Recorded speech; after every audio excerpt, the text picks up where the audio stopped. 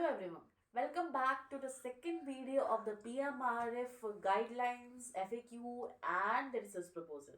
So please, if you haven't watched the first part of this video, please do watch by going to the I button of this video.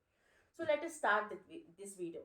So in the previous video, I explained you about the PMRF guidelines and the criteria for getting the PMRF fellowship. So here in this video, I will be dealing with the details of the documents uploaded by the lateral entry fellows in the PMRF portal. And the same documents will be uploaded by the direct entry PMRF fellows as well. So let us first deal with the lateral entry fellows. So here you have to first upload the degree certificate of the degree which is the prior to PhD degree. So it can be BTech or it can be MTech. So you have to upload accordingly. So the second one is a grade card, which is very important for getting this, and this CGPA also matters a lot.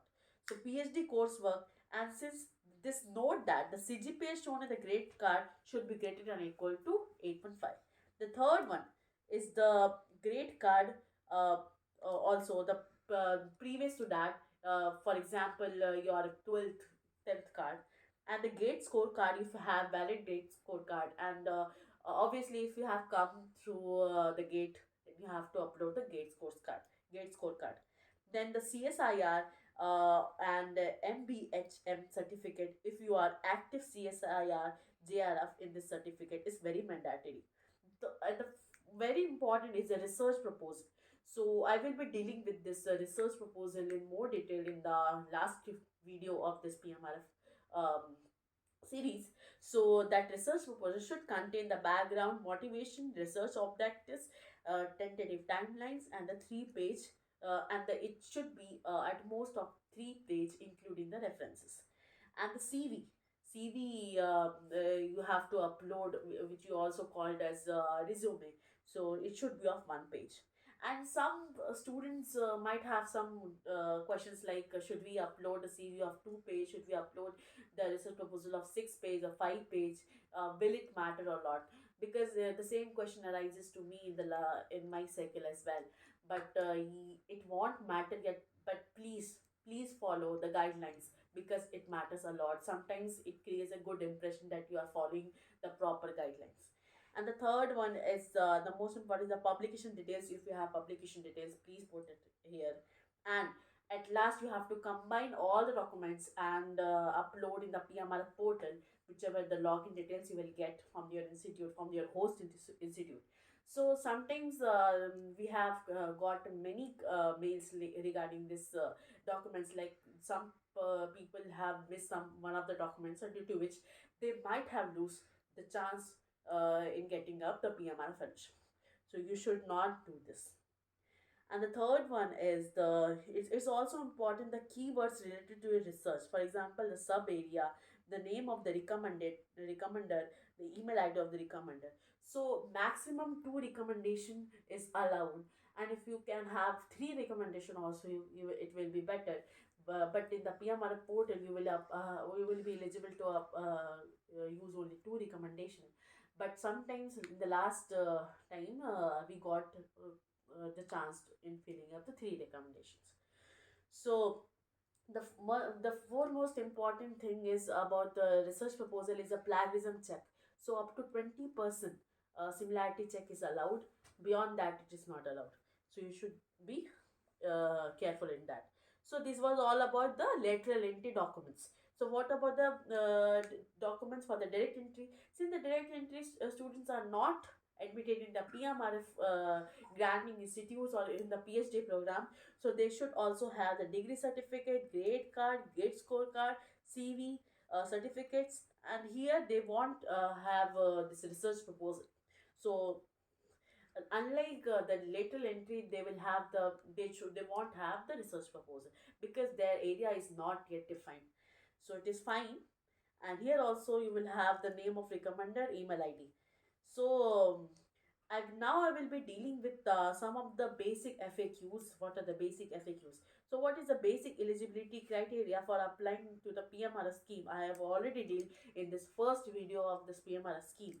Then how do I apply for PMRF direct entry after joining PhD in one of the PMRF granting institutes?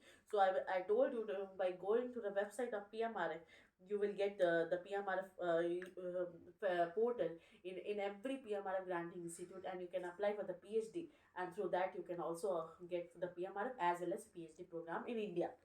So what are the eligibility for the PMRF? I dealt with this topic as well in the first video. And how many times a scholar can apply for direct entry? It only the answer is only once. How many times can a scholar apply for lateral entry? The answer is twice. Can you please tell us about the admission process?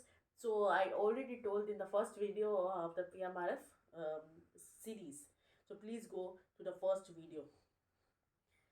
So I already told. And what are the stages? So stage 1, stage 2, stage 3 and stage 4. The stage 1, the institute, the host institute will nominate you through your guide approval and your basics documents. The second one is the detailed application. And third one, detailed application, you will be asked to fill in the PMR portal. And the third one is the evaluation, which will be done by NCT National Committee, and they will decide on the basis of the applications received.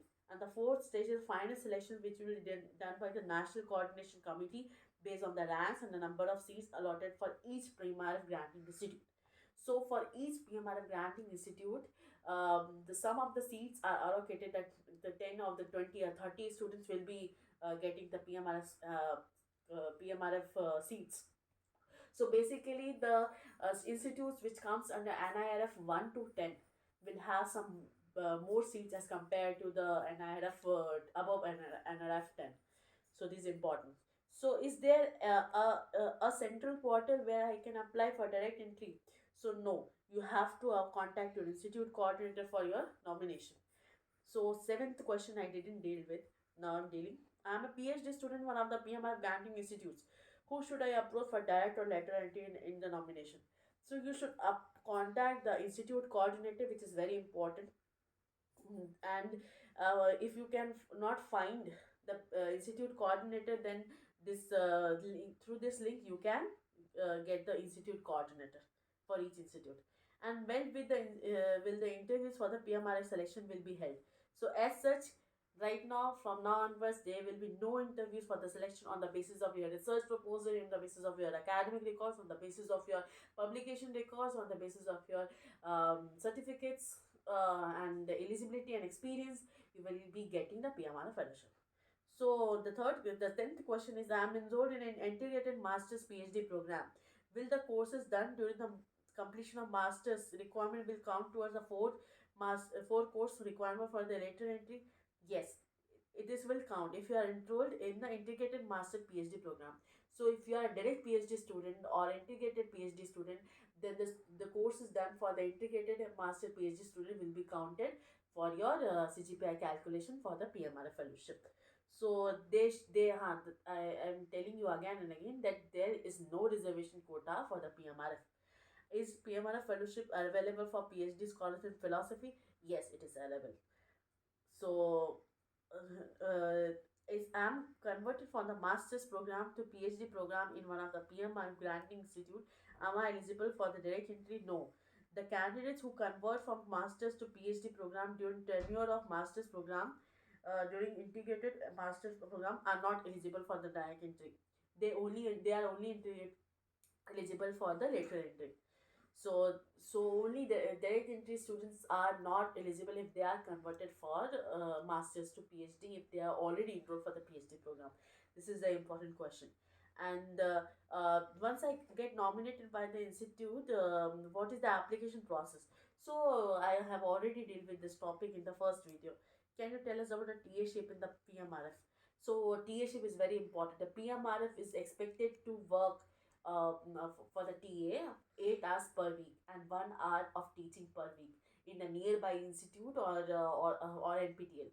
So you have to work if you are getting the fellowship. So these are the things about the FAQs and again some of the guidelines and important aspects of the PMR fellowship. So in the last video, I will be covering about the how to write a research proposal, which is the foremost and most important thing.